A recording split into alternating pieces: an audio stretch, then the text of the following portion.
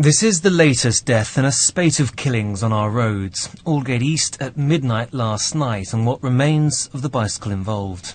From Bow Roundabout to Mile End, all the fatalities have involved collisions with large vehicles. And last night was no different. This is now the second cyclist who's been killed in under 24 hours on the cycle superhighway. What happened was at 11:30 last night, a cyclist was here at the junction of Whitechapel and Commercial Road when he was in a collision with a bus. He was treated at the scene but later died in hospital. No arrests have been made. Anthony Hill was walking nearby and saw the aftermath.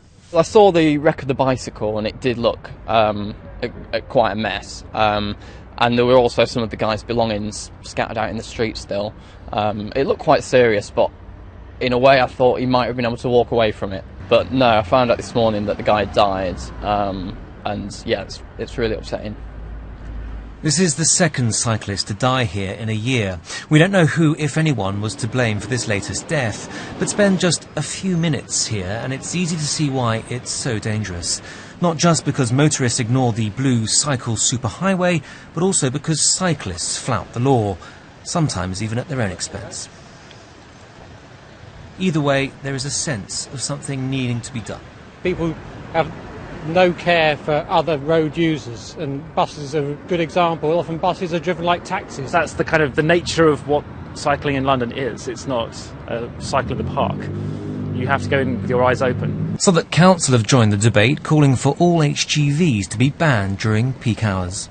We've seen 5 deaths, cyclist deaths in the last 9 days. I think that's a scandal. I think we need to be doing something about it, and I think a cycle safe hour, banning HGVs from our roads in London in the morning and the evening is one way we might make cyclists safer. The Mayor says he is improving safety for cyclists. In 2007 there were 420,000 bike trips a day, with 15 deaths that year. 4 years later, and there may have been one more death, 16 in all, but there were many more cyclists on the roads. 500,000 bike trips made each day, an increase of nearly a fifth.